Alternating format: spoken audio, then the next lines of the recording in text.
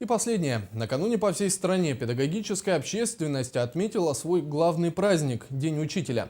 Есть одно известное выражение – плохой учитель преподносит истину, хороший учит ее находить. Именно к последней можно отнести учителя из Мирного Татьяну Малькову. На уроках Татьяны Александровны скучать некогда. Каждый похож на калейдоскоп. Задания, игры, эстафеты сменяют друг друга так быстро, что устать и передохнуть ребята не успевают. Как и все, наверное, учителя физической культуры, стремимся укрепить здоровье детей, развить физические качества, которые пригодятся не только в каких-то видах спорта, но еще помогут справиться с умственными, физическими какими-то нагрузками. Татьяна Александровна никого не заставляет во что бы то ни стало выполнять нормативы.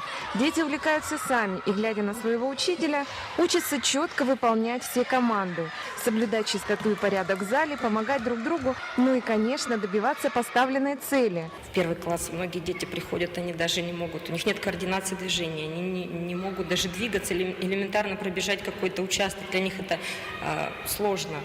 Но вот с помощью физических упражнений, с помощью уроков физической культуры, хотелось бы, чтобы дети стали более подвижными. Татьяна так увлечена работой, что усталости не чувствует.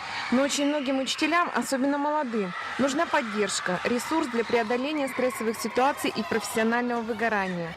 Для того, чтобы этого не случилось, наша героиня советует участвовать в различных конкурсах и мероприятиях, поскольку это возможность не только показать свой потенциал, но и научиться чему-то новому. Я участвовала в районном конкурсе «Учитель физической культуры», заняла 2-е место, принимала участие в школьном конкурсе «Педагогический дебют», который у нас проходит ежегодно. Там я заняла 1-е место. Работать интересно – это значит выносить процесс обучения и воспитания за рамки привычных стандартов. Молодому педагогу из Мирного Татьяне Мальковой эта задача уже по плечу. Учить и учиться ей теперь гораздо интереснее.